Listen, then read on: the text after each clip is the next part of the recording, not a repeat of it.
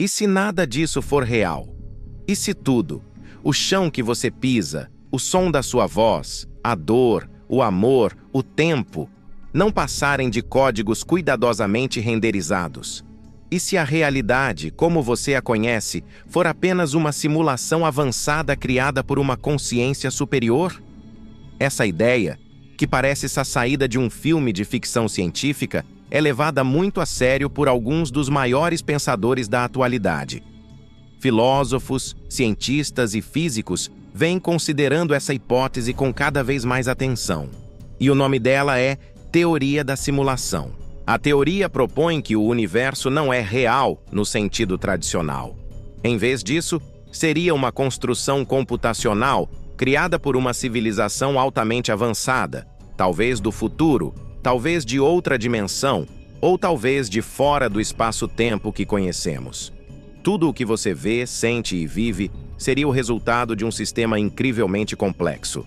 Um programa tão perfeito que seus habitantes, nós, não teriam como perceber que estão presos dentro de uma estrutura artificial. Mas por que alguém criaria isso?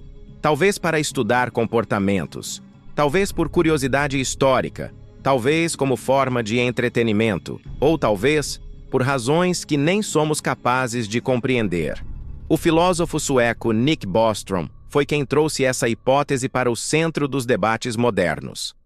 Em 2003, ele publicou um artigo onde argumenta, de forma lógica, que uma das 3 proposições a seguir precisa ser verdadeira. 1. Toda civilização tecnológica se autodestrói antes de alcançar um nível avançado. 2. Nenhuma civilização avançada se interessa em criar simulações dos seus ancestrais. 3. Estamos quase certamente vivendo dentro de uma simulação. É um dilema assustador. Porque se as 2 primeiras estiverem erradas, então, estatisticamente, é quase certo que estamos dentro de uma. Agora pense, quantas simulações já criamos com nossos próprios computadores? Quantos jogos, quantos mundos virtuais, quantas realidades digitais? E nós estamos apenas começando. Se hoje já conseguimos criar universos digitais com física, regras e avatares, o que poderia uma civilização 1 milhão de anos à nossa frente fazer? Talvez criar mundos indistinguíveis da realidade. E talvez eles já tenham feito isso. Talvez nós sejamos o produto de uma dessas simulações.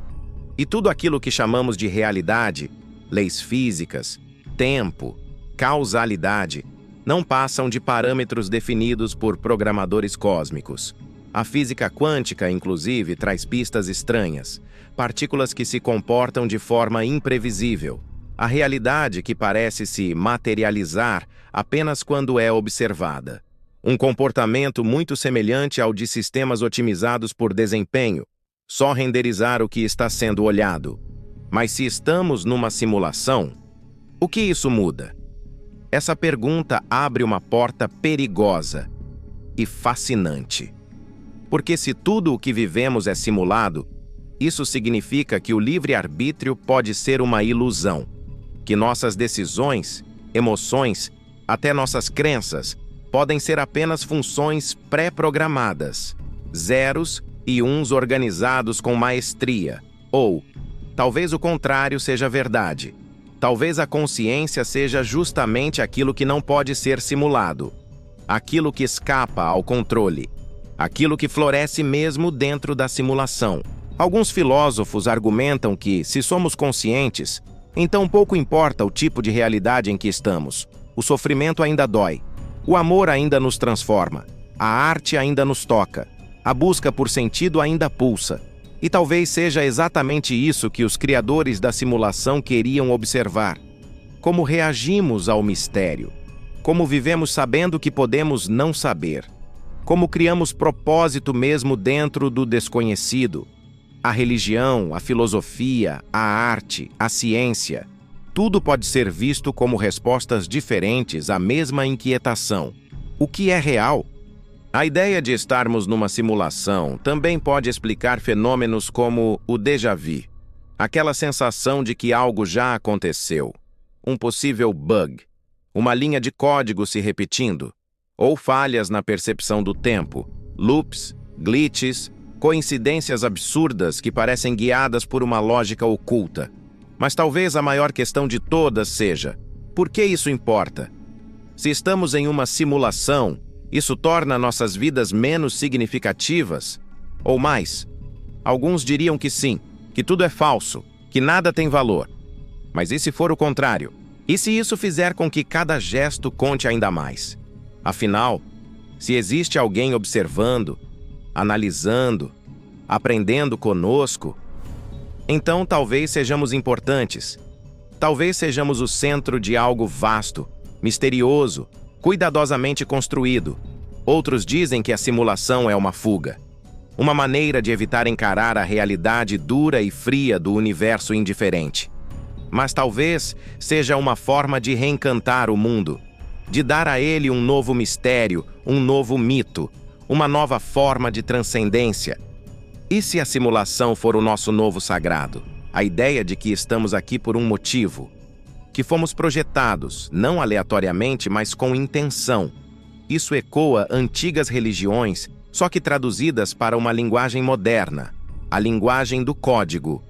E nesse código, cada um de nós é uma função única, uma sequência irrepetível, um fragmento da consciência tentando entender o todo. Se isso for verdade, então viver com integridade, com compaixão, com curiosidade, não é apenas uma escolha, é um ato de consciência, um ato de resistência dentro da simulação. Imagine que um dia tenhamos provas, um código oculto nas partículas subatômicas, um erro matemático que não deveria estar lá, um cientista isolado que descobre a verdade e desaparece. Ou talvez a verdade nunca venha. Talvez a simulação seja perfeita demais para ser desvendada. Talvez a única forma de acordar seja através da consciência, não com tecnologia, mas com percepção.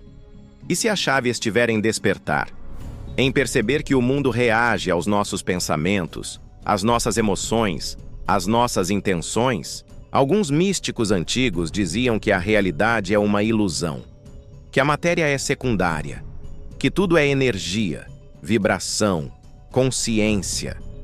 Será que eles estavam certos o tempo todo e apenas chamavam de espírito o que hoje chamamos de simulação?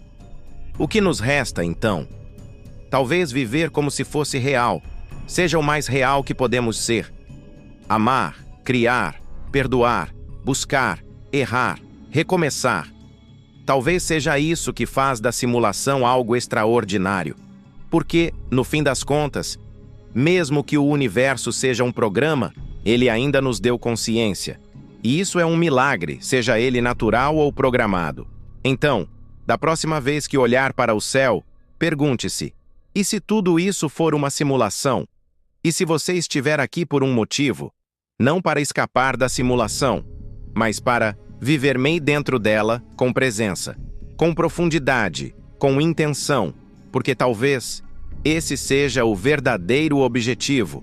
E talvez, só talvez, quando estivermos prontos para compreender, a próxima linha de código seja revelada. E se estivermos vivendo o prólogo de algo maior, talvez tudo o que fazemos aqui seja apenas o início de uma jornada mais ampla. Um teste, um treinamento, uma simulação de crescimento. Cada erro, cada dor, cada conquista.